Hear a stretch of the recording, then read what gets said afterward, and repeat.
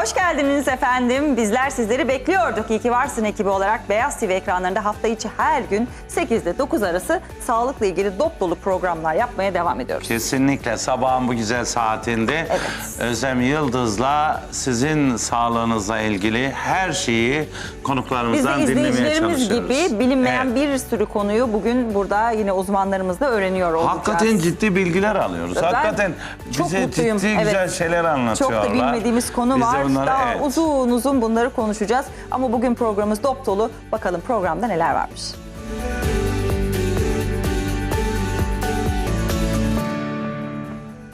Kaş tasarımı nasıl yapılır? İnce kaş yapısı olanlara kalın kaş yapılabilir mi? Doğal ve güzel kaşların sırrını kaş tasarımcısı Sıla Tüysüz anlatacak. Az sonra.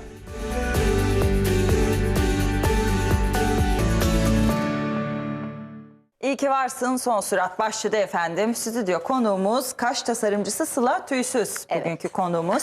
Ne kadar yakışmış bu renk size Sıla Teşekkür Hanım. ediyorum. Ankara'dan geldiniz. Bir şey söyleyeyim kaş mi? tasarımcısı. Bak. Sıla'nın deyip kırık geç. kaleliymiş. Kırıkkale'lilerden, Kırıkkale'den selamlar, gördün mü? sevgiler. Yani evet. Sıla Tüysüz kaş tasarımcısı. Kaş yapısından bahsedeceğiz. Yani evet kaş bende de. Bir aile kaş var. Kaş deyip geçmeyeceksin. Yüz ifadesini çok değiştiren bir unsur. Evet. Ama bu konuda seyrek olan, kaşları küsmüş olan kişiler de artık farklı tekniklerle güzel kaşlara sahip olabiliyorlar değil mi? Evet. Hangi teknikler uygulanıyor? Microblading kıl tekniği uyguluyoruz. Biz gayet doğal bir işlem. Şeklin çok fazla dışına çıkmadan var olan kaşlarını sadece dolduruyoruz. Aralarını yoğunlaştırıyoruz. Budur. Yani bir kontür Eskiden işlemi farklı gibi teknikler değil. vardı değil mi? Kontür sistemi vardı. Evet. Dövme gibi. Dövme gibi boyuyorlar. Gerçek dışıyla onun. Derinin en altında kaldığı için üst tabaka silinse de altta kalıyor ve renk değişimi oluyor zamanla görüyoruz. Kırmızı, mor, turuncu. Evet, Ama o bir renk microblading sistemi o değil. Yüzeysel tabakanın bir altına iniyor. Burada şaşırdım. Evet. Derinin bir kat altına iniyor ve yüzeyde kaldığı için bir yıl kullanım süresi var. Kullanım süresinde üstteki tabakada derimiz nefes aldığı için, yenilediği için sürekli silinmeler oluyor. Flulaşarak gidiyor. İsterse Sonra kendi kendine kayıp mı oluyor? bir sene kayboluyor. sonra? İsterse bir yıl sonra tekrarlayabilir. Bir de kaşlarımız, modamız sürekli değişiyor. Değişiyor. Kaş modası. Eskiden Normalin ince kaş dışına. vardı. Normalin Evet, çok dışı. ince, Bir dakika, kavis. Yani Özlem Hanım, hatırlar mısınız bir benim bakıyorum. eskiden ilk çıktığım zamanlarda Ama ip gibi sizin kaşlarım kaşlarınız vardı. hakikaten güzel. Sonra benim kaşlar bana soruyorlar bu arada hazır da yeri gelmişken söyleyeyim. Benim kendi kaşlarım bu arada babadan geliyor. Babam Erzurumlu olduğu için biz böyle genetik benim kaşlar. Kaşlıyız yani. Kaşlıyız evet. Ama Şanslı. sonrasında küsmedi benim Allah'tan tekrar kalınlaştırabildim. Ama bu konuda şanssız olanlar da olabiliyor. İnce kaştan sonra kalın kaşa geçmek istediklerinde kaşları küsmüş oluyor. Evet, bu yanlış alımlardan da olabiliyor, işlemlerden oluyor. Ama bunu kalınlaştırabiliriz. Çok ince bir kaşı tamamen kalın bir kaş yapamayız. Doğalın dışına çıkmış oluruz. Tabii. Microblading bu değildir. Var olan kaşı sadece doldurmak veya alttan alıp biraz Eksikliklerini kaldırmak. doldurmak. Aynen. Biraz daha belirginleştirmek Bu, evet. belki de. Yani benim kaşlarımı çoğaltamaz mıyız? Mikroblading. Tabii ki Hocam istiyor doldurabiliriz. musunuz? Yani- Yüzeye. Yani bayağı şu anda bir sen heyecan- ama öyle bir hava attın ki Erkekler şimdi bu biz de rövanşta. toplarsanız falan yani. Böyle kaşlarımız olsun Burada falan. erkekler de uygulatıyor mu onu? Evet, uygulatıyor. Ben hep hanımlardan Rövanşta. duyuyoruz ama erkeklerde de var. Bir de Sıla Hanım bugün canlı canlı kaş dolduracak. Evet. İnanmıyorum. Örnek. Yani inanılmaz lafta bir değil program görselde de olacak biz bunu bugün. şu anda tanıklık mı edeceğiz? Evet, aradaki biz de farkı tanıklık göreceğiz. Önce edeceğiz. bir bilgi verelim izleyicilerimize nasıl bir işlemden geçecek. Ne yapacağız? Önce çizim yapacağım. Kaşın şeklini oluşturacağız. Bunu bu Kendisi- arada kişiyle beraber mi karar veriyorsunuz? Evet, kendisi söylüyor. Eğer uygunsa, altyapısı varsa o şekilde. Hani biraz da bilinçsiz geliyorlar. Hani bir örnek gösteriyorlar. Kalın kaş Genelde istiyorum, bunu birinin böyle istiyorum. tanımış yüzlerin kaşlarıyla gelen çok oluyor. ama bunu o olması mümkün değil. Kendi kaş yapısı var, yoğunluğu var. Ona göre ölçüsünü alıyoruz, anlaşıyoruz zaten. Sonra işleme başlıyoruz. Yani bu arada bir acı falan hissetmiyor. Hiçbir şekilde hissetmiyor. Çok yüzeysel bir işlem çünkü bastırılarak Şey geliyor yapılan mu bir size? işlem değil. Sıla Hanım, ünlülerin kaşlarını evet. alıp da benim kaşımda Evet. böyle Bana herkes olsun falan sürekli- diye. Şeyden Instagram'da yazıyorlar böyle şey diyorlar, kendi kaşımı kime yaptırdın, kıl tekniği. Ama bu kıl tekniği çok popüler bu arada, Evet. onu biliyorum. En doğal olarak da kullanılan bir sistem ama tabii ki doğru ellerde yapılması gerekiyor. Tabii ki aynen, bir de herkesin bir doğallığı var. Yani size kavisli kaş oluyor, bana düz kaş oluyor. Yani kavisli Bunun olacak yüzün kaşı oranına dümdüz göre mi yapamayız. yapıyorsunuz? Nasıl altın oranı oluyor? Altın oranını alıyoruz, evet. Mesela yuvarlaksa kavisli bir kaş önermiyoruz. Yani biraz daha altından doldurarak düzleştiriyoruz o kaşı. Peki ne kadar sürede oluyor bu? Yarım saat uçma süreci oluyor, yarım saat işlem sürüyor. Çok uzun süren bir işlem değil. Bu kadar bahsettik. O zaman programda sürprizler de var dedik. Uygulamalı Evet. olarak bu kaş tasarımını sizin elinizden görelim. Stüdyomuzda da bizim ekibimizin de kıymetli elemanı Nihal'cim orada. O da Evet, güzel şanslı kaşlara bayan. sahip olmak istiyor. O zaman tam böyle bu süre içerisinde güzel kaşları görebiliriz sanıyorum. Tabii ki, evet. Nihal ne Öncesi de kadar çok sonrası güveniyor halini. ki böyle rahat Düşün, değil mi? rahat, Güven rahat, içerisinde. kendine emin bir şekilde orada Sıla Hanım'ı bekliyor. bekliyor. Gelin. Evet, O zaman biz de evet. yerimizden kalkalım. Evet. Buyurun bakalım Sıla Hanım. Evet. Evet Nihal, nasıl hissediyorsun kendini? Güzel, heyecanlı Görüntü de değilsin. güzel mi şu an? Görüntümüz güzel değil mi? Nihali güzel bir şekilde görüyoruz. Ekranı kapatmadan şöyle. Önce Öncelikle ölçüsünü alacağız. bu altın oran dediğimiz Evet. simetri için ölçüler alınıyor. Ortasından. İki kaşı ortalayarak. Evet. Ben de baş izleyicilerimize kısmı, detay vereyim ki tam oradan göremiyor olabilirler. orta kısmı ve son. Yani Bütün kaşlar için bu geçerli hizasının mi bu ölçüm? bittiği yer. Bütün gelen kaşlara bu ölçümü yapıyoruz. Yani herkesin ölçüsü farklı. Mesela Farklı. hani 5'te bitiyorsa bir geniş alınlı bir bayan Tamam. gelebilir, 7'de biter. Tamam. Yani yüz ölçüsüne göre alıyoruz. Tamam. Yüz ölçüsünü aldık şimdi. Kaşı Evet. ortaladık. Şimdi Çok- kaşın dolması gereken yerleri Evet. kalemle belirginleştiriyoruz önce. Bunu da gelen kişiyle paylaşıyoruz değil mi? Sana Tabii ki, böyle bir evet, kaş yapacağım. öncesinde konuşuyoruz. Kavis kısmı birazcık önde. Onu Şu biraz an mesela geriye kendi alacağız. kaşlarını Etrafını doldurarak şekillendireceğiz. daha belirgin hale getireceğiz. Kalem lazım olursa Yani- diye getirdim kalemi. Yok o tükenmez kalem. Evet. Şimdi normalde kaş kalemi de çok kullanıyoruz biz. Bu o zahmetten Evet. kurtaracak bizi doldurmaktan. Tabii ki. En güzel şey işte. Her gün uğraşmak zorunda kalmıyorsun. Sadece güzel ve emin olduğunuz bir kaş modeliyle yola devam etmek önemli. Bir yıl devam ediyor yani dediniz 2 değil gün mi? sonra Bir yıl sıkıldım kullanım bunu süresi değiştir var. deyince olmuyor bu işler. Yok. Bir yıl kullanım süresi var. Dilerse devam edebilir. Peki şeyi de merak ediyorum ben. Şimdi mesela Nihal daha açık renk tenli. Ben daha koyuyum. Benim kaşlarım da. Onun renklerini neye göre ayarlıyorum? Kaş rengine göre. Aynı Evet. renkte birebir renkler var. Birebir. Seyirciler görebiliyor mu şu anda? Görüyorlar. Evet. Biraz daha şu sandalyeyi çekeyim ben. Şöyle Sıla Hanım, evet seyirciler de görsünler. Çünkü merak ediyorlar Ama çizdiğimiz arkadan da bölgeleri. kaşı Evet. yapmak biraz zor Evet. tabii. O yüzden görüntüyü de tam bozmadan yapmak istiyoruz. Tamam devam edelim. Şimdi önce kaşı alım işlemleri. Evet. Şeklin dışındakilerini alıyoruz. Bu biraz daha şeklin dışına çıkan kaşlar. Evet. Asi kaşlar. Onlara şekli verdikten sonra. Bu arada ondan önce bir kremle o kaş bölgesini Uyuşturuyoruz. uyuşturduk. Ki acı hissetmesin diye. Kesinlikle hissetmeyecek. Ha, topikal anestezik yaptık. Evet. Tabii. Evet. Başka gelen bir kişi olmuş olsaydı şimdi görüntüyü gösterdik ona aynayla. Evet. Buradan devam ediyoruz diyorsunuz. Onay alıyorsunuz. Önce gösteriyorum. Önce gösterelim Nihal'e. Nihal bizim Kaş ekipten diye şeklini. onay almadım olmaz. Nihal'cığım bak canım böyle olacak. Beğendinse yola devam edeceğiz. Tamam Tamamdır. beğendim. Ah, çok beğendim. Nihal beğenmedim deme şansına sahiptir aslında falan. Öyle bir beğendim ki zaten beğenmek zorundaymışım gibi ama gerçekten çok Ama güzel olacak. gerçekten güzel oluyor. Tamam şimdi nasıl bir aşamaya devam ediyoruz? Kişiye özel iğnesi var. Bu çok Onu önemli bir açıyoruz şey. kesinlikle. Bu dışarıda böyle merdiven altı diye tabir ettiğimiz yerlerde ki. de bu çok hijyen olmayan ortamlarda da yapılabiliyor. Bu O konuda şekilde veya bunu kesinlikle her yerde yapıyorlar genel olarak. gözünüzün önünde bunun açıldığını görün. Açıyorlar, geri seansında bunu veriyorlar, geri getiriyorlar. Getiriyorlar. Bu kesinlikle Doğru yanlış. O zaman ne yapacağız? Bir kullandık mı onu bir daha Atacak kullanmayacağız. gözünün önünde ve Atacağız. tekrar açacak İkinci bir yer kez kullanmak geldiğinde. doğru Evet. bir şey değil. Bu microblading kalemimiz. Mucizevi bir kalem. Bütün uygulamalarda aynı kalemi geçerli. Microblading işleminde İşleminde geçerli. Evet, geçerli. kontrol bunun işleminde farklı bir bu şeyi değil. yok. Tek bu. Evet. Tamam. Manueldir bu. Ha, onu da söyleyelim evet manuel. Böyle Evet. bir elektrikli yani sadece el gücüyle çalışan bir şey. El gücüyle evet. Tamam. Kaş rengine göre boyasını Onu ayarlıyoruz. ayarladık. Nihal'in kaşının rengine göre. O da çok önemli. Koyu kahverengi seçiyoruz. Ben de öğreneyim başım. Valla ben de ilk defa bu kadar yakın Rövanşta. görüyorum. Merak ediyorum. Böyle kocaman kocaman kanlar fışkırmayacak değil mi? Kesinlikle öyle bir şey olmayacak. Bak böyle bir şey yokmuş yani. Siz öyle bir şey söyleseniz Nihal anında kalkıp kaçarmış. Zaten Nihal, şimdi seni o korumaya krem etkisini alıyoruz. gösterdiği için Şu an sıkıntılı bir uyuştu durum zaten, olmayacak. hiçbir şekilde hissetmeyecek. Kaş alımını bile hissetmemiştir. Hissettiniz mi? Yok. Karıştırıyoruz. şimdi o kalemle doldurduğumuz Evet. bölgeleri Kafasını biraz kaldıralım. böyle çizik çizik değil mi? Aynen kıl tekniği. şeklinde yüzeysel bastırmadan. Bunun adı kıl tekniği oluyor. 3D kıl tekniği. Diklemesine mi çizgiler? Yani sanki Yatay gerçekten kıl bir yönüne göre. kaş şekliymiş gibi. Evet. Bir yatay bir dik mi oluyor? Baş kısımları dik. Yatay ise yatay atıyoruz. Tabii kıl yönüne Kılın- göre atıyoruz. yani şu anki kendi kaşının duruş şekline göre bir atış yani Evet. yapıyorsunuz. Şimdi Acelesi tekrar var doldurmaya mı? başladık. Bu ne kadar sürüyor bu şu anda doldurma işlemi? Kaç dakikamız alır? Yani maksimum yarım saatte bitiyor. Anladım. Bugün de programın bitimine kadar güzel kaşları görmüş olacağız herhalde. Evet. Şu anda bir acı var mı Nihal? Yok hayır. Yok. Tamam, gayet güzel.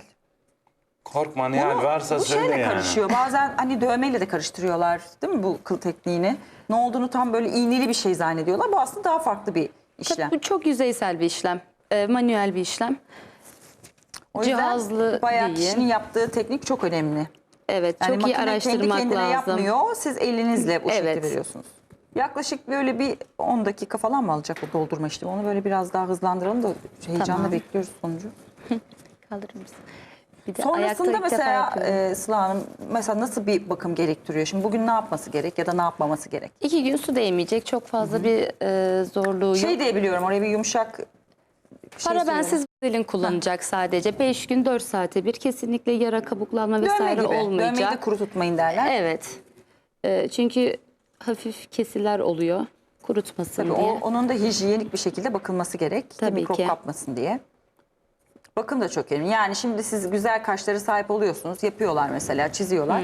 Sonra iyi bakmazsanız işte laciverte dönüyor, yeşile dönüyor. Sonra bir de onları temizlemek için uğraşılıyor. O derinin altına çok nüfus ederse kontürlü işlemlerde. Çünkü yani hava o almıyor, kullanan kişi nefes tekniğiyle almıyor. alakalı. Evet. Hem uzmanla alakalı hem de kullanılan malzemeyle alakalı. Çünkü civa oranı yüksek boya kullanıyorlar. Bunun da şeyleri var mı? Kalitelileri, boyanın Tabii ki. farklı farklı. Evet. Bitkisel boya kullanmaları lazım. Yani o zaman aslında biz böyle bir işlem yaptırmaya karar verdiğimizde bunların da detaylarını öğrenmemiz lazım ki sonuç güzel çıksın. Evet, çok iyi Ya araştırmak bilmeden lazım. böyle hadi ben oturdum bana güzel kaş yapın demek olmuyor. Biraz bunu Olmuyor. araştırmak Tabii. lazım. Doğru ellere gitmek lazım. Nasıl ürünler kullanıldığını, hijyenik ortamlarda yapılıp yapılmadığını bilmemiz gerekiyor. Görmeniz lazım. Gerçekten böyle kaş deyip Evet. geçmeyin yani çok ciddi bir şey.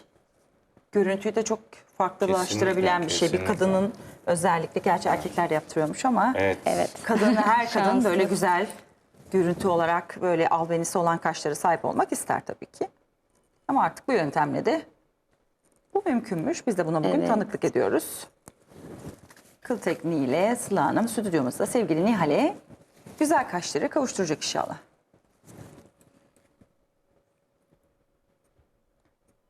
Sonrasında mesela daha henüz yeni olduğu için bir kalem falan kullanmamız gerek değil mi oraya? 10 gün Değdirmemiz kalem lazım. kullanmaması gerekiyor. Ama ilk seanstan sonra açılmaları fazla oluyor birazcık.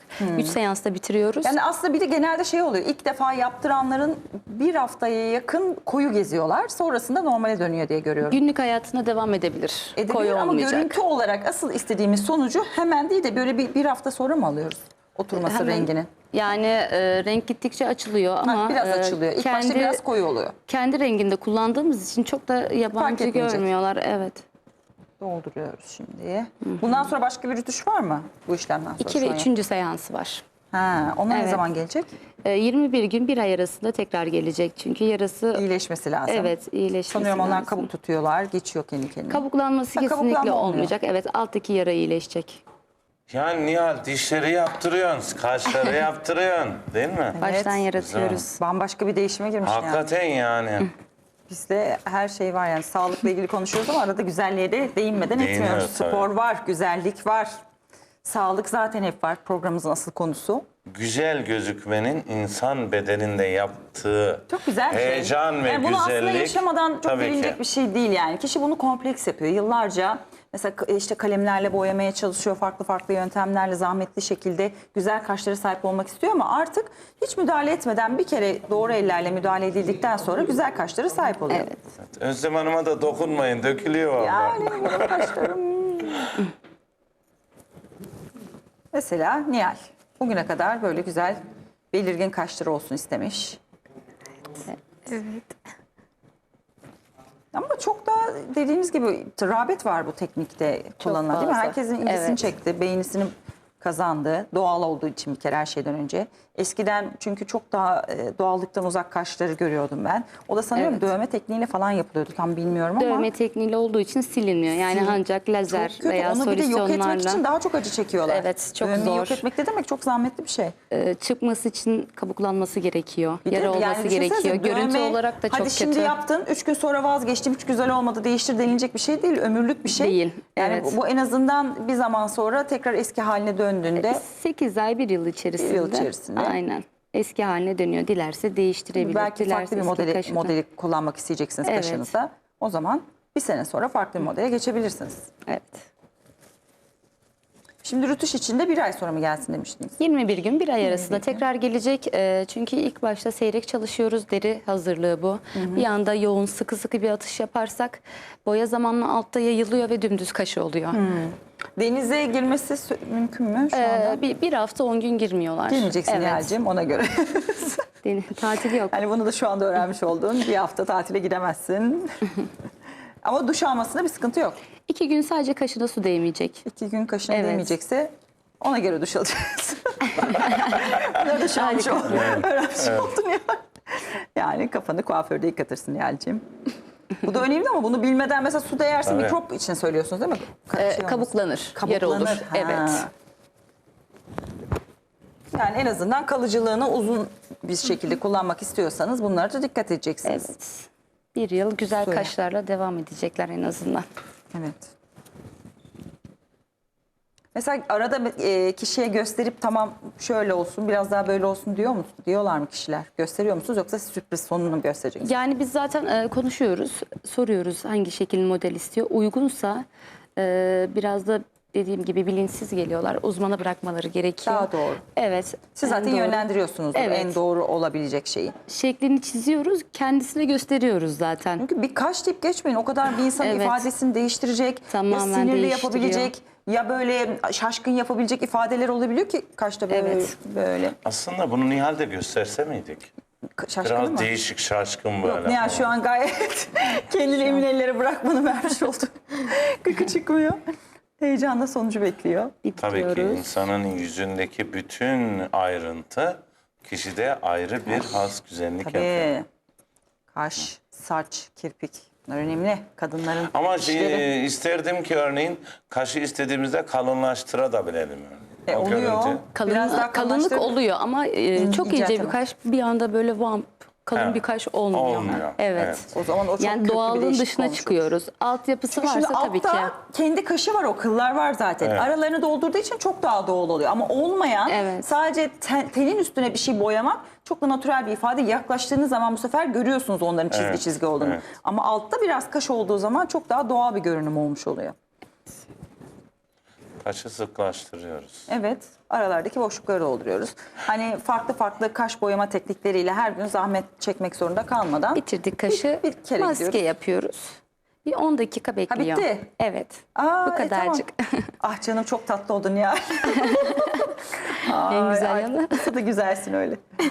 10 dakika Evet. bekleteceğiz ve içine Bu çekecek. şimdi o boyu çeksin diye İçine çeksin diye. Evet. Biraz daha netleştirsin diye. netleştirsin. Bu kaşının Sonra büyüklüğü sileceğiz. bu değil mi? Bir gösterelim bence Nihal'e. Doğal kaş. Nihal kaşın böyle oldu bak. Yok çok harika tatlı Yani, bir ifaden oldu. Bak, olmuş inan değil mi bana. yani? Aradaki fark. İnan bana. Ay ne şeker oldun. Değil mi? Tamam, o Gerçekten bekleyecek mi? biraz 10 dakika bekleyecek. 10 Biz de dakika bekleyecek sohbetimize ve devam edelim o sonrasında zaman sileceğiz. yerimizde. Sonra 10 Alabilirim dakika Nihal. sonra Nihal'e döndüğümüzde bakalım kaşlarını Evet. silip az sonrayı göreceğiz. Şimdi mesela işlemimizi gerçekleştirdik. 10 dakika sonra sileceğiz. O Evet. sanıyorum boya nüfuz edecek. Daha belirgin olacak. Evet. Ama bunu yapmasaydık şu an daha silik olacaktı. Daha silik duracaktı, doğal duracaktı ama daha çabuk siliniyor. Peki eve gidecek Nihal. Bundan sonra tabii gitgide o kremin etkisi geçecek. Bir acı hissedecek mi? Kesinlikle, yani işlem esnasında da hissetmiyor. Bir ağrı, sızı hiçbir şekilde olmayacak, şişkinlik olmayacak, kanaması olmuyor zaten. Gayet yüzeysel, Gayet normal rahat. bir işlem. Çok rahat Sadece bir işlem. sizin Yani günlük önerilerinizi hayatına dikkate direkt alması. devam Evet. edebilir işlemden çıkınca. Şimdi Nihal istedi ki abdest alacak. Ne olacak şimdi? Hadi yüzü yıkanacak. Şimdi ona o ne yapsın? Abdest geçiriyor. Abdest almada bir sıkıntı yok. Yok. Gusülde bir Evet, sıkıntı yok. Hiçbir sıkıntı yok. Kişilerde Derisi zaten nefes doğal, alıyor natürel çünkü. bir malzeme Evet. kullandınız. Hı hı. En güzeli o zaten. Doğal malzeme kullanmanız çok iyi. Mesela şimdi biz ne kadar zaman sonra size bakıma gelecek, rutuşa gelecek? 21 gün, 1 ay arasında tekrar gelecek. Sonrasında bir kere daha gelecek. 3. seansını yapıyoruz ve işlem bitiyor. 3 kez tekrarlanıyor. 3 seansta. Tam istediği sonucu 3. seanstan sonra. İlk seansta da yine bir şekil oluşuyor zaten. Ama açılmaları, silinmeleri olduğu için, yüzeysel olduğu için ikinci seansa ve 3. seansa ihtiyaç duyuyoruz ve çok sıkı bir çalışmamız olmuyor. Doğal olması için. Sıkı çalışırsak ve çok derin çalışırsak altta boya zamanla yayılıyor. O zaman dümdüz blok bir kaşı oluyor. O yüzden 3 seans en sağlıklısı. Bu seanslarda çizikleri hep aynı yerden mi atıyorsunuz yoksa farklı yerlerden atıp böyle bir farklı atma tekniğiniz var mı? Yani Bu 3D işi öğrenelim. Evet, değişik. Özlem Hanım, evet. 3D kıl tekniği yapıyoruz. Aralarında boşluk bırakarak yapıyoruz ki seanslarda dolduralım orayı.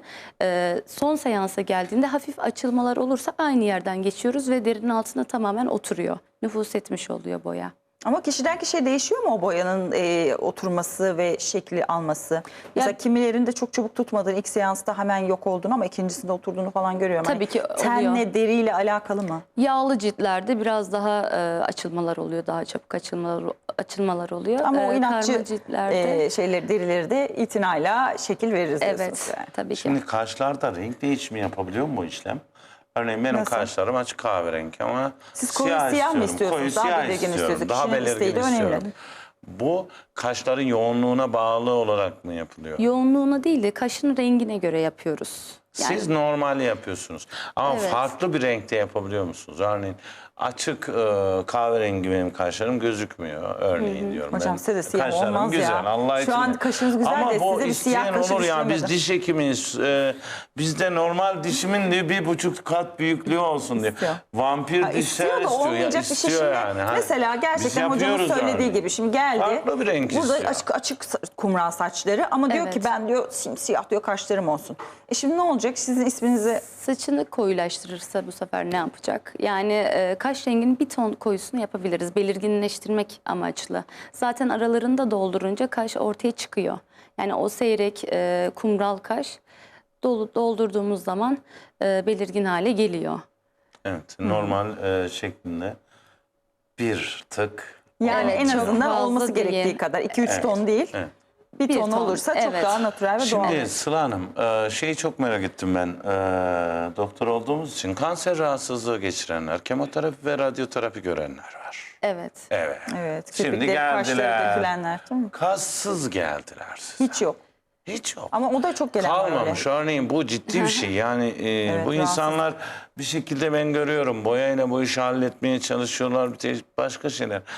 Bu microblading tekniği sizce bir ufuk mudur? Bunlarda çünkü sizin yaptığınız işlem çiziye yönelik. Ben burasını çok beğendim. Çünkü çizik boyunca 3 boyutlu olduğu için karşıdan tel gibi gözüküyor. Kıl gibi gözüküyor. Bunlarda bunu hiç yaptınız mı? Ya da yapmayı dener misiniz? Ya da bunlar da yapılabilir mi? Yani yapılıyor. Öncelikle zaten tedavisinin tamamen bitmiş olması lazım Evet, kendisine doktorundan yapmamız müsaade için. alıyorsunuz. Tabii ki aynen. Evet. Zaten imzasını falan alıyoruz, onayını Evet. alıyoruz. Onun haricinde yapılabilir evet ama Nasıl bir görüntü oluyor? Ya çok merak doğal ettim. bir görüntüsü olmuyor açıkçası. Olmuyor, Yani yani. öyle kıl kıl attığımız gibi kalmıyor. Çünkü sadece kendi derisine yapıyoruz ve Ama yapacak bir şey yok yani kamufle dövmeden çok etmiyor. daha en azından. Ya, memnun kalıyorlar yine de yani hiç yoktan iyidir gibisinden. Yine de yani yapılabiliyor, tercih ediliyor da ben yapmıyorum. Siz yapmıyorsunuz. Doğal Yapmıyorum. durmadığı için. Evet. Bayanlar genelde yaptığınız işlem sonrasında sizinle muhabbetleri devam ediyordur. Zaten bayanların özel bir kişiye alıştı mı değil mi? Tabii. Devam ediyordur. İyi bakmak için. Bu konuda size yani tekrar geri dönüşler nasıl oluyor? İnsanlar ne diyorlar? Nasıl olduklar? Orada örneğin burada biz şimdi bakacağız. Nihal diyecek güzel olmuş. Evet. Sonradan kendilerine bakıp bizde oluyor. Ya da karar değişikliği yapacak Karar mesela. değişikliği. Nihal şimdi kalkacak oradan diyecek ki kavisi çok benim istediğim gibi olmadı. Ben biraz daha düz istiyordum. Düz bir kaş istiyordum. Yani- Ne Allah'ım yapacağız? bir saattir anlatmaya çalışıyorum. Ben yani. anladım sizi. Gerçekten Özlem Hanım teşekkür ederim. Evet. Ne yapacağız? Altyapısı varsa zaten yapabiliriz ama bunu ikinci seansta yapmak daha mümkün. Hemen o gün yeri açıkken olmuyor. Evet, üstünden geçersek daha çok yara olur ve kalın bir atış olur. Dilerse zaten 21 gün, bir ay içerisinde geleceği zaman flulaşıyor, açılıyor. O yüzden çok yüzeysel çalıştığımız için değişiklik yapabiliriz. Evet, biraz daha alttan doldurarak, üstten şekil vererek, kıl bırakarak varsa altyapısı düz bir şekil yapabiliriz. Peki o olan kıllara da zarar verir mi bu işlem? Kesinlikle vermiyor. Hatta bazı konuklarımızda çıkmayan yerden bile çıkıyor. Aa. Ölü hücreyi canlandırıyor. Erkeklerin seyrelen saçlarında da bu teknikle böyle biraz rütuş yapılıyormuş. Evet, boşluk dolduruyorlar ama. Duydum onu. Yani, Onu duydum. Benim birkaç arkadaşım böyle hani ektirmeden korkup da bu işlemle saçlarını O dolgunlaştıran. microblading de değil. Saç simülasyonu deniyor Ha, ona. başka ama bu da Başka. yakın bir şey Onun böyle. gibi, evet. Ama bence Boyayla. mikroblading tekniğe, blading tekniğe bence hani çok az bıyığı var da bıyıklarının kalın olması. Ha, belki istemem. bıyığa olur mu? Aralarına atış yapılabilir. Değil mi? Evet, bıyığa. evet. Bak, Bıyık da Ama olabilir. Alan bir şey söyleyeyim. çıkarıyoruz. Dur şimdi bıyıklarını yaptık. Adam bir ay sonra bıyıksız gezmek istedi. Düşünsene orada 2-3 tane boy Evet. Kalacak bir Onunla sene. gezecek yani. O çünkü hemen tamamen de öyle silinecek gibi bir şey değildir. Hani illaki silik de olsa bir iz bırakacaktır illaki. Evet. Bırakın. Bir Hani- 9 ay bıyık bırakmak zorunda. Çünkü şöyle düşün, Yani. kaş silindiği Ya da zaman bile orası sildireceksiniz. kaş yani. Orada bir kıl şeklinin bir çizgisinin gözüküyor olması seni rahatsız etmez. Ama tamamen mesela sizin şu an bıyıksızsınız. Burada böyle düşünsene böyle atışlar var, çizgiler Değil var. mi yani?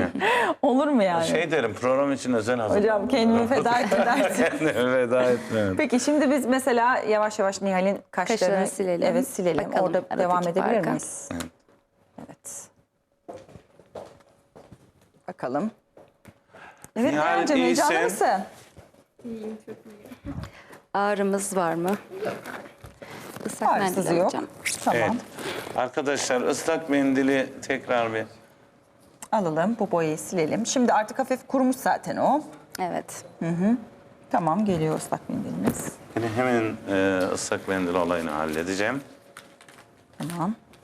Islak mendille sildiğimizde artık güzel görüntümüzü izleyicilerimizle paylaşabiliriz. Buyurun. Gerçi dediğiniz gibi 2. ve 3. seanstan sonra asıl tam olarak oturması gereken Evet. şekli alacaktır. Ama bu da bize bir fikir verecek bugün. Deri hazırlığı şu an sadece. Yani tabii ilerleyen dakikalarda Nihal'cığımı tek kaşla göndermeyeceksiniz herhalde bugün. Yani bir süremiz yettiği ölçüde bir kaşı en azından izleyicilerimize paylaşmak Evet, istedik sağ bugün. sola Onu da ikisini. söyleyelim. En azından bir de sağdaki ve soldaki kaş arasındaki farkı da görmüş oluruz. Evet. Şimdi o demin görmüş olduğunuz o boyalı halden eser kalmadı. O rengi belirginleştirmek için sürmüş olduğumuz boyayı çeksin diye. Evet. Şimdi ne kadar doğal gözüküyor. Çok yakına girmek lazım zaten bir şey var mı yok mu diye anlamak için. Üstte kendi kaşları olduğu için bakın siz Zaten kamerayla evet, çok kimse yakın görüyorsunuz anlamıyor. zaten. Sadece bir Ya değişiklik var oradan yüzünüzde. bu kadar yakın diyor. çekimden bile şu anda orada bir böyle sanki kaş ekmişsin gibi duruyor hatta. Evet. Bırakın çizgiyi. Aralarını doldurdum. Bakayım Nihal'in ikisinin arasında. mutluluğunda bir değişiklik var mı? Görelim O bakalım. sinirli, kavisli Evet. ifadesi gitti. Hazır mısın Nihal? Birazdan. Azıcık da kaşı keselim. Uzayan yerleri Fazlalıkları. eşitleyelim.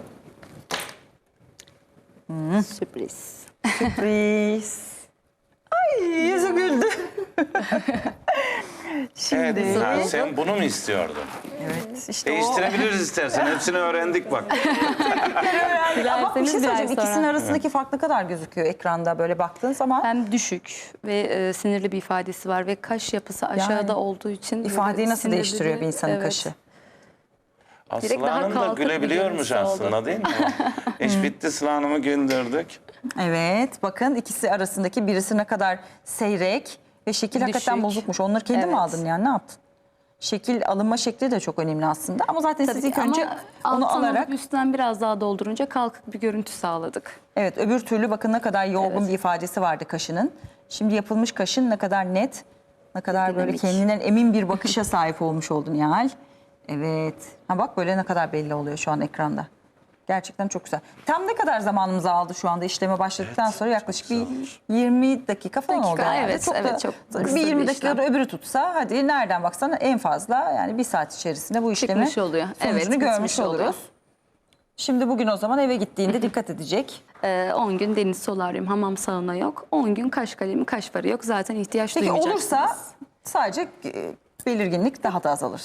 Nasıl? Yani şimdi mesela bunlara uymazsa, dediğiniz gibi sürmezse Yani kremini hiçbirini yapmazsa kabuklanır ve alttaki boyayı direkt atar. atar. Boştan yere O zaman deriye bir daha zarar yeniden vermiş yapmak zorunda Tekrar kalırsınız. tekrar Başa yaparız ve saracağız deriye filmi. zarar veririz. kendine o kadar Evet. boş boşuna uğraşmış olacak. Evet. Siz de zaman harcamış olacaksınız. Aynen. O zaman kurallara uyacağız. Verilen Mutlaka. talimatlara uyacağız ki kaşımız daha kalıcı, daha güzel Evet. olsun. İkisi arasındaki farkı görüyoruz. Kalınlaşmış kaş. Kaş kalınlaşmış. Kalınlaştı işte dolduğu kalktı, için. yorgun Şimdi bak görünüyor. aradaki Güzel o olmuş. şu ikisinin arasındaki bak görüyor musun? Şundaki bir ifadeye bak. Bu ne kadar böyle araları boşluklu bir de biraz yanlış yorgun bir alınmış ifadesi yorgun bir var. ifadesi var. Şöyle bakın görüyor musunuz? Bir de bu alınmışın şu yapılmışın arasındaki farka bakın doğmuş olan. İşte kaş deyip geçme. Kaş göz gerisi söz, Söz. demişler. Öyle mi? Demişler. Çok Evet güzel. kaş çok önemli. Evet. Peki şimdi mesela rağbet nasıl son zamanlarda kaşa? Çok fazla. Yabancılarda geliyor mu çok? Sürekli. Evet. Yani yaptırmaya kalmadı diyoruz artık. Talep çok fazla. Çok fazla Aha. geliyorlar. Burada tatili gelmişken de kaşlarına güzel bir şekilde Evet. şekil verdiriyorlar. Ve ondan sonra güzel bir kaşlarla şekilde ülkelerine. Peki gidiyorlar. onların bakımları nasıl oluyor? Onlar ülkelerine döndükten sonra onların talimatlarını veriyorsunuz. Onlar uyuyorlar. Evet, yani gelecekler zaten öncesinde anlatıyoruz. Tekrar gelecekse Türkiye'ye işleme devam edecekse yapıyoruz. Yani Çünkü bir seans 21 için gün var, giderse değil mi? en fazla 2 ay kullanır ve silinir. Evet, Nihal'in gerçekten güzel kaşları oldu ama bir kaşını yaptığımız için ikinci kaşını da daha sonra dedik ama benim hiç içimden gelmedi. İzleyicilerimize Benim iki de, kaşını bitmiş aynen. son halini Evet. göstermek isteriz. Böyle yarım iş olmaz. Bir işi Evet, yaptım mı Sıla tam Hanım'a yapacağız. rica Devam ettik. edelim. Sıla Hanım da hazır sağ burada. olsun. Yani bir de Ankara'ya gidecek. Evet. Ankara'ya gitmeden Nihal'i tek kaşta böyle bırakır mıyız? Değil mi? Olmaz. Yani. O bizim göz bebeğimiz. Ya Nihal O ne zaman kadar şanslısın Sıla maşallah. Hanım'a Yani hakikaten. tekrar Evet. Nihal'in de yüzü gülüyor. Oh canıma değsin yaşasın. Bu iş bitmeden iki kaşı da yaptırmış olduk diyor. Böylece izleyicilerimiz de iki kaşın bitmiş halini görecekler. Tekrardan hatta ikinci kaşı da yaparken ekranlarını yeni açmış izleyicilerimiz için de bazı detayların üstünden geçebiliriz. Bunu eşinde, dostunda, arkadaşında görmüş, merak etmiş. Böyle biraz bilgi sahibi ama çok da detaylı bilmiyor. Evet. Ürktüğü şeyler var. Nasıl bir sonuç olacak? Canım acıyacak mı? İşte ne kadar süre sonra istediğim kaşlara sahip olacağım gibi düşünceleri olabilir. Bu şu andaki bu teknikle birlikte sizden dinleyip öğrensinler. Evet, ağrısı kesinlikle olmuyor. İşlem esnasında normal hayatına devam ediyor. Gayet doğal bir işlem. Şeklini zaten konuşuyoruz. Düşükse biraz kaldırabiliriz. Kaldırabiliriz. Çok kavisliyse biraz daha yumuşatabiliriz, Yumuşatabiliriz. ki sinirli ifadesi olmasın. Bir de bir ara çok düz kaşlar modaydı. O da daha sert yapıyordu ifadeyi. Şimdi Evet. artık gene kavisli Biraz daha kaşlar var. yumuşatabiliriz. Evet. Evet, biz de Nihal'e aynen bu şekilde kavisli. Zaten kendi natürel kaşlarının şeklini çok da fazla bozmadan ama boşlukları Kesinlikle. doldurarak bir model yaratacağız. Şu anda tekrar aynı işlemi ikinci kaş için de yapacağız. Evet. Yine kremimizi sürdük. Uyuşturduk. evet, Sıla İğnesini, Hanım'ın tek kullanımlık iğnesini açıyoruz. Tekrar. Evet. Bunu genelde mesela iki kaş içinde ayrı ayrı mı açıyorsunuz yoksa bugün Yok, mü? tek sefer için Tek ama sefer için. evet, kıyamadığımız için Nihal Evet, Hanım'a Nihal Hanım'a. tek attık çünkü. Tamam. Şimdi ikinci kez takıyoruz ve Evet. özellikle bu işlemi yaptıracak kişilerin en çok dikkat etmesi gereken konulardan biri hijyen. Hijyen. Doğru ellerde yapılması değişmesi gerekiyor lazım. ki Allah korusun mikrop kapmasın. Tekrar ilk kaşta olduğu gibi altın oran Ölçüsünü ölçüsünü almak alıyoruz. üzere doğru ölçüyü bulabilmek için de Eski işlemini kamufle edeceğiz aynı zamanda. şimdi mesela yaz dönemindeyiz. Kişiler bunu her mevsim yaptırabiliyorlar mı? Mevsim değişiyor mu? Yani Sonbaharda yaptırmaları daha Aslında yazın iyi. daha Yaza çok suya ve deniz, hazırlıklı, güneşe evet. maruz kaldığı için belki Daha silinme rahat ihtimali biraz daha kullanırlar. yüksek olabilir. Bir de kişilerin tatil döneminde hani denize girme gibi sorunlarla karşı karşıya kalmazlar. Evet yani O yüzden biraz daha deniz döneminin dışında yapılırsa çok daha uzun ömürlü olabilir diye düşünüyorum ben de.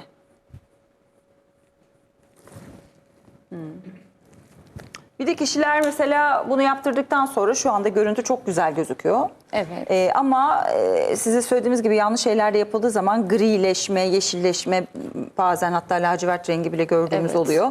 Bundan korkan kişilerin sayısı bir hayli fazla. O yüzden ne yapmaları gerek? yani araştırmaları lazım. İyi bir uzman ellerde yaptırmaları lazım. kullanılan boya da çok önemli. Kullanılan boya çok önemli. Civa oranı yüksek boya kullanmayacaklar. Bitkisel bir boya kullanacaklar. Organik. Çok önemli. Gittiğiniz zaman özellikle boyaların organik olduğuna dikkat edin. İğnenin bir tek size açıldığından emin olun ki hijyenik bir ortamda yapılsın. Sonuçta güzel kaşlara sahip olmak kadar sağlığımız da çok kıymetli bizim için. Yine aynı Evet. şekilde Şeklin ikinci kaşa dışındaki başlamadan kılları alıyoruz. şekli belirginleştirmek için öncelikle bir kere zaten olan kaşın şeklini düzgün bir hale getirmemiz gerekiyor ki yaptığımız işlemde bir şeye benzesin. Evet. Nihal'in zaten kaşları gayet güzel. Ama böyle bir iki tane asiler var aralarda. Onları da yola getiriyoruz. Nihal Hanım'ın kaşları düşük ve çok yorgun gösteriyordu kendisini. Kendi de biraz yoruluyor, çalışıyor tabii kızcağız. Şimdi yorulsa Ama da bundan sonra, yorgun yorulsa da belli gözükmeyecek. olmayan kaşlara sahip olacak. Aynen. Evet. Gerçekten öyle. Bazen bakıyorum kişilere, ha diyorum bir şey canım mı sıkkın? Yo diyor. Çünkü kaşının şekli zaten üzgün. ya da Yani meğersem sinirli. 7/24 o şekildeymiş, o ifadeyleymiş. Bu çok önemli. Şimdi ilk olarak kaşların olması gereken şekli kıl tekniğiyle değil de önce cımbızla şeklini veriyoruz. Evet. Aynen birinci kaşta olduğu gibi. Burada zaten bu çok fazla acımayan bir işlem şu an yapılan. Öbürkünün Acısı yanında hiçbir kısa şey bir işlem. hissetmiyor. Şimdi göz kalemiyle sanıyorum. Ben de böyle maç anlatır gibi anlatıyorum Kaş ama. kalemi. Araya. Yani Kaş durumu kalemiyle. izah etmek gerekiyor. Görüntü olarak bazen çünkü izleyicilerimiz tam net göremiyorlarsa diye. Nihal'in saçları atıyorum kumral şu anda. Nihal bir ay sonra saçlarını siyah boyamak istedi. Ne yapacağız? Rengin üstünden geçebiliyor muyuz kaşın? Kaş rengini yani biz kaş renginde yapıyoruz. Dilerse öncesinde söylüyorlar ben saçımı boyatacağım. Ona Ama göre kaşım koyu. yapıyorsunuz. Evet. Açtırması gerekiyor kaşını da. Yani sürekli yapacak bir yıl boyunca bunu kullanmak zorunda, açtırmak zorunda. Yani o zaman saçın rengini biraz değiştirmeyeceksin Nihal'cığım bu sene. Yani bu renk sana gidiyor. Renginde. Ya da çok az ufak değişiklikler çok da Evet. fark edilmez herhalde. Şimdi gene rengi karıştırdık. Biraz açık kahverengiyle koyu kahverengiyi. Tekrar aynı teknikle ikinci kaşığında şeklini. İlk atışlar sanıyorum dik oluyor değil mi? Yatay ise biraz daha yatay. Çok Yani dikse kaşın duruş biraz şekline daha göre dik. olduğu Evet. için de. Hı hı. Şimdi Nihal'in kaşları mesela biraz dik, biraz yatay. Ve çok Biraz kızıl, aşağıda biraz olduğu mavi. için onu kaldırmamız için dik bir atış yaptık. Ona göre davranıyorsunuz tabii. Kişinin Evet, kendi hı hı. kıl yapısına göre aynı natürellikte olsun diye o yönde Evet. ilerliyoruz. Eğer çok dik kaşları sahip olsaydı yine aynı şekilde dik atışlar yapacaktık ki Evet. doğallıktan uzaklaşmayalım diye.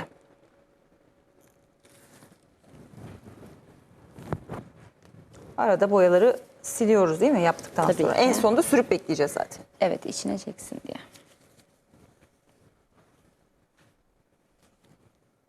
Mesela bu dövme daha tabii ki kalıcı biliyoruz derinin. Kaç kat altındaydı? 3 mü? 3 kat 3 kat altında. altına inen bir işlem ve hani iyi düşünülmesi gereken bir şey ama aynı şekilde dövmenin de silimi çok zor oluyor. zor. Çok bayağı zahmetli ve acı Evet. verici bir şey. O yüzden zaten dövme yaptırırken çok düşünmemiz gerekiyor. İsim yazdırma konusu özellikle benim çok konunun dışında belki ama çok doğru bulmadığım bir şey. Bu teknikte de dedim ya zaten başına söylemiştik ama mesela şimdi Nihal'in kaşlarını biraz kavis verdik. Nihal dedi ki eve gitti aynada baktı. Ay dedi bana bu kavisli kaşlar çok yakışmadı dedi. Ben dedi biraz daha düz olsun istiyorum dedi. Üstünden geçmemiz ne kadar zaman sonra olur? Yani 21 gün 1 ay arasında geldiği zaman altlardan doldurarak düzleştirebiliriz. Kavisi yok edebiliriz. Ama düz bir kaşı kavisi yapamayız. Yapamayız. O yüzden Evet. İyi karar vermek gerekiyor. vermemiz lazım. Öyle Zaten çok da işlemden makyaj önce gibi gösteriyoruz. düşünmemek lazım bunu. Bu aslında yarı kalıcı bir teknik. Evet. Dövme kadar olmasa da öyle çok fazla değiştirilecek, fikir değiştirilecek bir teknik değil. Evet. En azından tabii ki ufak değişiklikler yapılabilir anladığım kadarıyla slalomdan ama çok da köklü değişiklikler Çok olmuyor. fazla evet. İnce kaşı kalınlaştırabiliriz ama kalın kaşı inceltemeyiz. Evet. Aynen normal kaşımızda olduğu gibi. Kalın bir kaşa şekil vermek çok kolay ama inceyi hadi kalına çevirim deyince zaman harcamanız gerekiyor. Kaşınız kaldıysa kaşınızı uzatmanız için emek ve zaman. Ama bunda işte o dövme tekniğindeki böyle yapay görüntünün dışında bir de en azından fikir değiştiği zaman, moda değiştiği zaman kalın kaş, ince kaş modaları hep var. Evet. Şu anda kalın kaş hele bir de bir model var ya yabancı model. Sırf kaş. Artık insanlar hiç kaşlarını aldırmayacak kadar kalın kaşlar seviyorlar. Altlarda Öyle bir bırakıyorlar. dönemde yaşasın. Güzel kaşlarımız bizimle oluyor. Nihal'cığım bugün işte 2 kaşın birden bitmiş olacak inşallah. Evet. İkisi birden. Çünkü demin olmadı. Benim de içime sinmedi.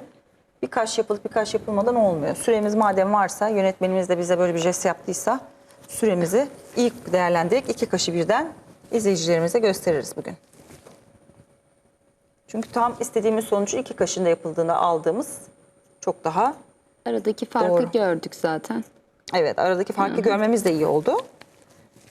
Çünkü o kadar doğal ki aslında hiç yapılmamış gibi. En azından hiç yapılmamış halini biliyoruz şu anda. Evet. Bir de şimdi 2 kaşın yapılmış halini görmüş olacağız.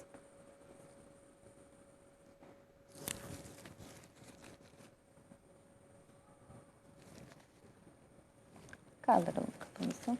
Böyle yukarıdan da bakınca daha net belli oluyor. Daha doğrusu daha net belli oluyor dediğim o kadar doğal ki kaşın kendi yapısındaki o kıl tekniğiyle yapıldığı için sanki arada acaba bir kaş mı var da ben mi yanlış görüyorum gibi biraz daha yaklaşıyorsunuz. Evet, bazen tutup çekiyorlar bile benim işlemimi. Arada da tekrar cımbızla şekil veriyor ki Nihal'in Evet. orijinal kaşları da şekile vermek gerek ki istediğimiz güzel sonuç Tabii olsun. ki. İşlemden sonra yine kaş alımına devam edecekler. Şeklin Ha, onu dışındakilerini soracaktım, almaları gerekiyor. Yani bu şekli bozmadan kendi kendilerine kaşlarını almaya devam Evet, ediyorlar. şeklin dışındakilerini almaları lazım ki yine o düşük görüntü olmasın. Yoksa eskisi Yani bir de gibi. kaşı da yanlış alırsa aslında olmaz. Evet. Hani kaşın da doğru bu şekilde uygun bir şekilde alınıyor olması lazım. Şimdi biraz daha yatay çizgilerle Aralarını Aralarını kılın dolduruyoruz. arasına dolduruyoruz.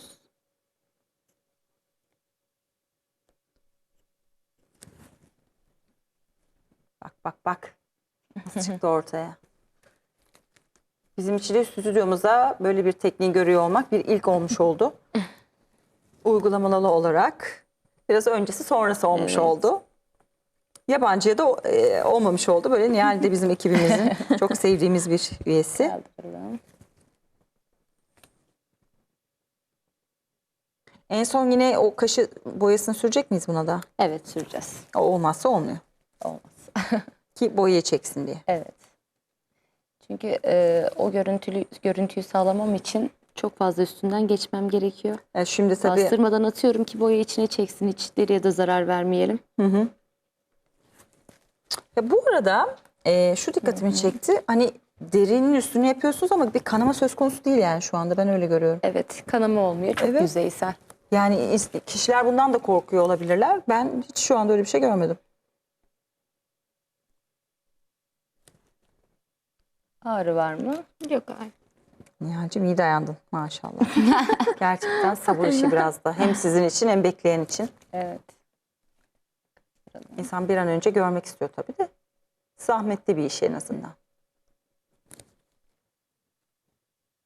Bunu da ama gerçekten bilen kişilerin yapıyor olması lazım. Öyle herkes ay ben kaşı almayı çok seviyorum, çok güzel alıyorum deyip de bu tekniği uygulamaya kalkarsa istenmeyen sonuçlar olabiliyor. Evet. Kaş dökülmesi gibi. Sonra bu sefer olan kaşlarımızı da kaybetmemiz söz konusu olabilir. Bitmek üzere. Evet bitmek üzere artık. Yavaş yavaş sona yaklaştık. Ondan sonra tekrar o boyayı tümüne yayıp 10 bekleyip dakika sonra da bekleteceğiz. sileceğiz. Unutmayalım.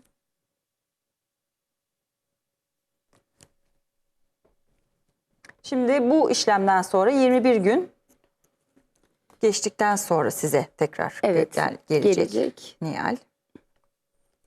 Ama Silinenler Nihal eğer 21 gün varsa. sonra gelmezse, hamam sauna yaparsa kaşları yeşerebilir. Yapılan bu güzel kaşlarıyla kaşları tekrar kaybedebilir. O yüzden iyi bakım da çok önemli bu arada. Evet.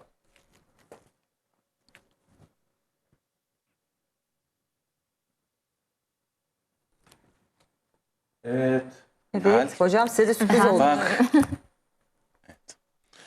Evet kıymetli izleyenlerimiz, bugün bize microblading kaş tekniğiyle Sıla Hanım kaşların nasıl da sık, nasıl da güzel gözüktüğünü gösteriyor. Bizim de içinde Bunu bir canlı poz. canlı izletiyor. Tabii bu teknik yokken bildiğimiz kadarıyla dövme tekniği Kontür vardı. dövme. Kontür Kontür tekniği. vardı. Çok daha Kontür yapaydı. tekniğinde daha derine iğneler yapıldığı için, Evet. daha derin olduğu için onun silinmesi, istemediğiniz zaman çıkarılması güç ve zor olabilir. Bunun için yeni çıkmış teknolojide bugün Sıla Hanım bize microblading'i anlatıyor ve gösteriyor. Daha yüzeyel, daha böyle kişi istemiyorsa, bu durumunu beğenmiyorsa 6-8 ay zarfında değişecek bir tablo ortaya çıkıyor. Tabii bunu yapmanın öneminden de bahsetti. Yaparken o kadar önemli ki oraya koyduğunuz renkleşmeyi eğer derin tabakalara kaydırır iseniz, derin tabakalarda bu sefer geçerken bu işlem bir miktar farklılıklar oluşabilir. O yüzden bu işi uzmanına, Evet, tekrar bu boyayı işi sürdük. tekrar üzerinde tek uzmanına yaptırmakta fayda var. Bu arada Öbür bizim kaşa da yine boyayı Nihal'imiz, sürdük. evet. Çünkü bu çok önemli. İşlemin en son artık aşaması. Rengi tam olarak alsın diye boyayı bir kez daha böyle bakmayın görüntünün böyle olduğunu. Biraz sonra o kaşın da silindiği zaman öbür kaştan bir farkı olmayacak ve eski haliyle hiç alakası yok. Bence çok güzel oldu. Güle güle kullan inşallah. Artık enerjik, dinamik, neşeli, mutlu bakışlarla Nihal Ama ekibimize çalışmaya gerçekten devam edecek. bir tık değil de 2 tık kalınlaşma gördük gibi. Yani 2 tık bir kalınlaşma. O da mevcut kılların Evet. arasını doldurduğumuz için. Evet, bu tabii kadar ilk kalın. seans olduğu için ikinci seansta daha güzel, daha farklı görünüm Daha olacak. yoğun bir görünümü olacak. Evet, Evet, hatta evet. 3. seansta tam oturacak demiştiniz Tam oturacak. galiba. Evet, artık silinmesi olmayacak. Olmayacak. Rahatlıkla makyajsız da kullanabilir. Kullanabilecek Evet. artık bundan sonra aralarını doldurmak zorunda kalmayacak. Kaş kalemiymiş, işte makyaj farlarıyla Kesinlikle kaşlarını doldurma uğraşmayacak. zahmetinden kurtulacak ve natürel bir görüntü olmuş olacak. Evet. Zaten hepimizin istediği bu. Doğal görüntü ama az zahmetli işler. Bundan sonra kaşlarıyla fazla zaman harcamayacak. Evet. Çok da güzel oldu. Güle güle kullan. Kaşlar, dişler. Evet, Baştan Her türlü yaratıyoruz. yenilenme evet aşamasında. yenilenmeye açık Nihal'imiz. Evet, gerçekten Evet, Ankara'dan ellerinize geldi. sağlık. Hakikaten güzel Sıla oldu. Hanım. Hakikaten güzel oldu. Evet, Ankaralı İfadeyi hanımlara. değiştirdi. Kaş insanı sinirli de yapar, sinirsiz de yaparmış. Hakikaten Nihal'in görüntüsü Son derece enerjik, daha dinamik, güzel, mutlu daha bir enerjik. ifade olmuş Değil oldu. mi? Çok teşekkür ediyoruz. Evet. Rica ediyorum. Sıla Hanım Güle biz güle Ankara'dan kullansın. geldiniz. Programımıza Evet. katıldınız. Uygulamalı olarak Nihal'ciğimize güzel kaşlar sağladınız. Teşekkür ediyoruz. Ben teşekkür ediyorum. Size de başarılar diliyoruz Teşekkür efendim. ederim. Teşekkür Kısa bir ederiz. aranın ardından Elinize sağlık. buradayız.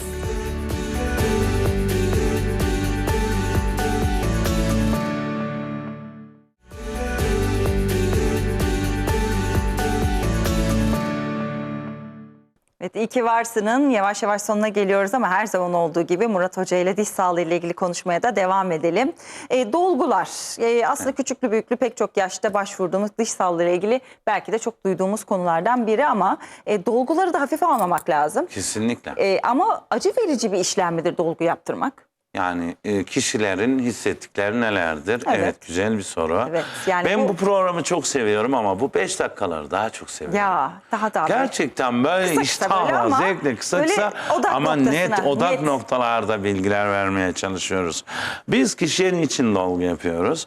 Kişinin dişinde belli bir oranda çürüme olmuş, bir doku kaybı oluşmuş ve mikroorganizmalar orada çürüye devam ediyorlar. Kişi bize geldiğinde eğer ağrısız pozisyonda geldiyse mine üzerinde, yani şimdi pulpa, dentin, mine 3 tabaka var. Kişinin ağrısı yoksa, sadece minedeyse bunlar için anestezi bile uygulamıyoruz. Hasta bir şey duymuyor. Çok küçük orada bir kavitasyon açıyoruz ve oraya olması gereken dolgu materyalini yerleştiriyoruz. Bir, çürüğü oradan uzaklaştırmış oluyoruz. İki, mikroorganizmaları yok etmiş oluyoruz. Bu çok önemlidir, çürük mikroorganizmalarını. Üçüncü olarak dişin sağlığını yeniden kavuşturmuş oluyoruz. Hastalar bazen bana soruyorlar, hocam dolgu yaptınız, benim dişimin ömrü ne kadardır? Şimdi dolgunun ömrü var, bir de dişin ömrü. Ben net söylüyorum bir hekim olarak. Sizin dişinize dolgu yaptığımız zaman dolgu yapılmamış sağlam dişinizde fark yok artık. O kadar. O kadar. Hakikaten dişinizi bakın, minede yakaladık, anestezisiz yaptık. Dentine doğru indi ise, minenin yapısı sert, dentinin yapısı kanallı bir yapıya sahip. O kanallarda sinir uçları olduğu için kişi hissediyor. Onun için sadece küçük bir lokal anestezi yapıyoruz. Ve ondan sonra kişi hiçbir şey duymuyor. Biz o dişin içerisini temizliyoruz. Oradaki kavitasyonu, o çürüğün oluşturduğu kavitasyonu alıyoruz, temizliyoruz. Mikroorganizmaları uzaklaştırıyoruz. Yine dolgu yapıyoruz. Kişiye yine söylüyorum. Dişiniz, ana dişiniz hiçbir şey kaybetmemiş kıvamına geliyor. Fakat bir de koşa koşa gelen hastalarımız var. Hocam bu gece hiç uyuyamadım. İşte o artık Ne sıcak alıyorum, ne soğuk alıyorum. Ağrının en şiddetli. Artık Ağrının buymuş. evet başladı artık. Başında müdahale edilmemiş. Evet, başında müdahale edilmemiş. Aslında diş sinyal vermiş. Tatlı yediğinde ağrı yapmış, aldırmamış. Olsun efendim, tatlı yemem, o tarafımla yemem, muhabbet bu. Hocam ben aslında bu tarafımla yiyorum. Bunlar çok yanlış şeyler. Zaman zaman bunları sürekli anlatıyorum. Ama ihmalden sonra ağrıyla geldi. Ağrı demek diş çürüğü, mikroorganizmalar o ağızda mineyi geçti. Altta dentini de geçti. Artık canlı sinir uçlarına dokundu demektir. Bu noktada da iki tedavi yapmaya çalışıyoruz. Eğer yeni dokundu ise orada dişi tekrar dolguyla kurtarmaya yönelik kuafaj dediğimiz değişik materyallerle yine dolgu yapıyoruz. Fakat baktık ki 21 gün süreci var bu işin. Kişinin ağrısı geçmiyor ve gittikçe sıcak ağrısı başladı. Sıcak ağrısını önemsiyoruz. Sıcak ağrısı başlamışsa bir dişte artık enfeksiyona yakın sinirler iltihaplanma düzeyindedir.